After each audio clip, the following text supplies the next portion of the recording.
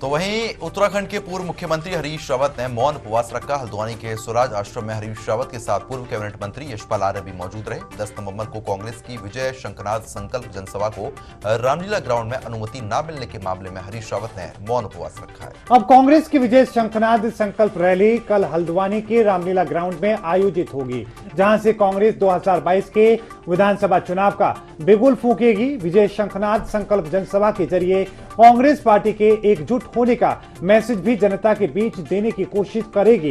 पूर्व मुख्यमंत्री हरीश रावत ने कहा कि विपक्ष को जिस तरह का सम्मान उत्तराखंड में मिलना चाहिए था वो बिल्कुल खत्म कर दिया गया है।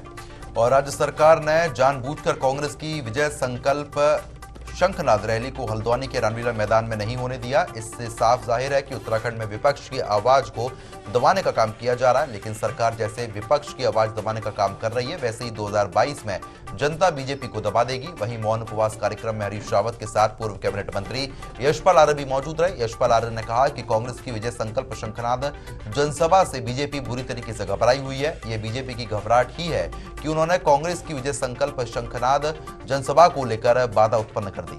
लेकिन कल कांग्रेस का जो विजय शंखनाद हल्द्वानी से होगा, उससे 2022 के आगे की जो तस्वीर है वो बिल्कुल साफ हो जाएगी। बिल्कुल ध्वस्त कर दी गई है और विपक्ष को जो सम्मान मिलना चाहिए वो सम्मान देना तो एक तरफ रहा, ये विपक्ष की आवाज को कुचल देना चाहते हैं। हमने आज के दिन रैली रखी थी हल्द्वानी में, सारी तैयारियां पूरी थी।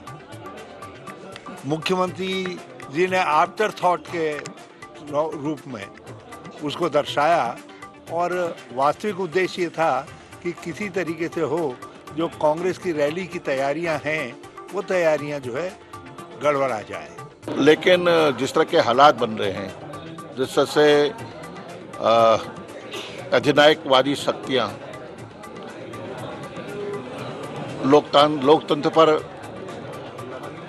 हमला कर रही हैं, लोकतंत्र को कमजोर करने की कोशिश कर रही हैं, आवाज़ को दबाने की कोशिश कर रही हैं, इसलिए हमें आज उपवास यहाँ पर अपने पवित्र स्थल पर हम उपवास कर रहे हैं।